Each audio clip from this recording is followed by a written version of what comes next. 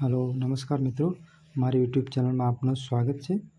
तो आ वीडियो में આપણે મિત્રો U-પ્લસની અંદર બાળકોને પ્રમોટ કઈ રીતે કરવા, એટલે એક ધોરણમાંથી બીજા ધોરણમાં કઈ રીતે લઈ જવા એના વિશે વાત કરીશું। તો ચેનલ પર નવા હોય તો ચેનલને સબસ્ક્રાઇબ કરી દેજો। તો સૌપ્રથમ આપણે મિત્રો કોઈપણ બ્રાઉઝર ઓપન કરીશું, એની અંદર U-પ્લસ સર્ચ બારમાં લખીશું, ત્યારબાદ ફર્સ્ટમાં U- પર ક્લિક કરીશું, ત્યારબાદ લોગિન ફોર ઓલ મોડ્યુલ પર જઈશું। સ્ટેટ પૂછશે, આપણને ગુજરાત સિલેક્ટ કરીશું, ત્યારબાદ ગો પર જઈશું, અહીંયા સ્ટુડન્ટ મોડ્યુલ લોગિન કરીશું, ત્યારબાદ અહીંયા આપણને શાળાનો યુઝરનેમ અને પાસવર્ડ પૂછશે, તો આપણી શાળાનો યુઝરનેમ અને પાસવર્ડ એન્ટર કરી નીચે આપણને કેપ્ચા કોડ પૂછશે, તો કેપ્ચા કોડ પણ એન્ટર કરી દઈશું। કેપ્ચા કોડ એન્ટર કર્યા પછી નીચે લોગિન પર ક્લિક કરીશું, એટલે આપણું શાળાનું U-પ્લસમાં લોગિન થઈ જશે। ઓકે, તો અહીંયા આપણે 2026-27 એકેડેમિક યર સિલેક્ટ કરીશું। ઓકે, અહીંયા ક્લોઝ કરીશું બંનેમાં। હવે આપણે સ્ટુડન્ટ મૂવમેન્ટ એન્ડ પ્રોગ્રેશન પર ક્લિક કરીશું, લેફ્ટ સાઈડમાં સ્ટુડન્ટ મૂવમેન્ટ એન્ડ પ્રોગ્રેશન પર ક્લિક કરીશું,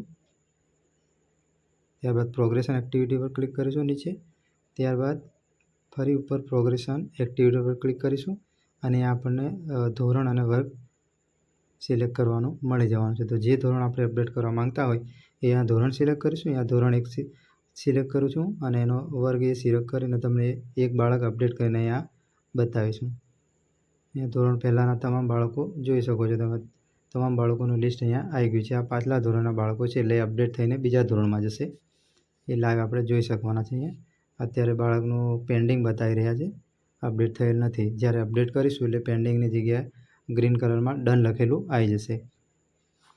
તો સૌપ્રથમ આપણે અહીંયા પ્રમોટેડ સ્ટેટસ છે, એની અંદર જો બાળક પાસ થઈને ગયું હોય તો પ્રમોટ ઓબ્લિક પાસવાળું ક્લિક કરીશું અને નીચે છે નોટ પ્રમોટેડ ફેલ, એટલે કે બાળક રિપીટર હોય અથવા ફેલ થયું હોય તો એ ફેલવાળું હોય, અથવા તો નીચે લાસ્ટમાં છે કે વિધાઉટ એક્ઝામિનેશન પાસ થયું હોય તો એ ક્લિક કરીશું। તો આપણે અહીંયા પ્રમોટ વિથ પાસવાળું સિલેક્ટ કરીશું, પાસ થયું છે, એક્ઝામ આપી છે એને તો પ્રમોટ આવશે। એની અંદર પર્સન્ટેજ નાખીશું, ત્યારબાદ એના હાજરીના દિવસો નાખીશું, ત્યારબાદ નીચે આ જ શાળામાં બાળક હોય તો એને આ શાળામાં જ ભણવાનું હોય તો સ્ટડિંગ ઇન સેમ સ્કૂલ કરીશું, અથવા સર્ટી લઈને બીજી શાળામાં ગયું હોય તો લેફ્ટ સ્કૂલ વિધાઉટ TC કરીશું। આ શાળામાં જ ભણવાનું છે તો એને સ્ટડિંગ ઇન સેમ સ્કૂલ કરીશું।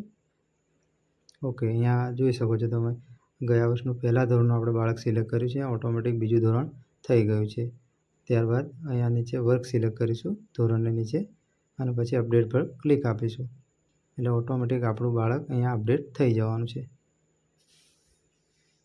જોઈ શકો છો મેસેજ આવી ગયું છે, student detail has been update successfully, okay કરીશું। અહીંયા અપડેટની જગ્યાએ સ્ટેટસમાં આપણું ગ્રીન કલરમાં બીજા ધોરણમાં બાળક બતાવી દીધું છે અને અહીંયા આગળ ગ્રીન કલરમાં ડન પણ આવી ગયું છે। અપડેટની નીચેવાળા ઓપ્શનનો અત્યારે આપણે કંઈ કરવાનું રહેતું નથી। આ રીતે ધોરણ વાઇઝ તમામ બાળકો તમામ અપડેટ કર્યા બાદ નીચે એક ફાઇનલાઇઝનું ઓપ્શન છે, એ તમામ ધોરણના તમામ બાળકો અપડેટ થઈ ગયા બાદ ધોરણ વાઇઝ ફાઇનલાઇઝ આપવાનું રહેશે। એક પણ બાળક અહીંયા અપડેટ કરવાનું બાકી છે તો ધોરણવાર ફાઇનલાઇઝ પણ તમે આપી શકશો નહીં, એટલે તમામ ધોરણના તમામ બાળકો ધોરણ વાઇઝ ફાઇનલાઇઝ થઈ ગયા બાદ ફાઇનલ સબમિશન આપણે આપી શકશું। ફાઇનલ સબમિશન એ પણ તમને હું બતાવી દઉં છું। ફરી સ્ટુડન્ટ મૂવમેન્ટ એન્ડ પ્રોગ્રેશનમાં જઈશું, ત્યારબાદ પ્રોગ્રેશન એક્ટિવિટીમાં અને નીચે લાસ્ટમાં ફાઇનલાઇઝ પ્રોગ્રેશન આપેલું છે, એના પર ક્લિક કરીશું।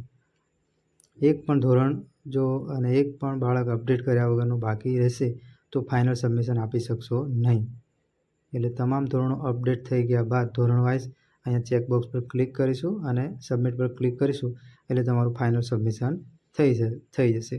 આશા રાખું છું મિત્રો આ વિડીયોમાં વિગતવાર સમજાવેલી માહિતી આપને સમજાઈ ગઈ હશે। મળીશું ફરી નેક્સ્ટ વિડીયોમાં, અને આવા જ વિડીયો જોવા માટે ચેનલને લાઇક અને સબસ્ક્રાઈબ કરી દેજો। જય માતાજી, જય હિન્દ।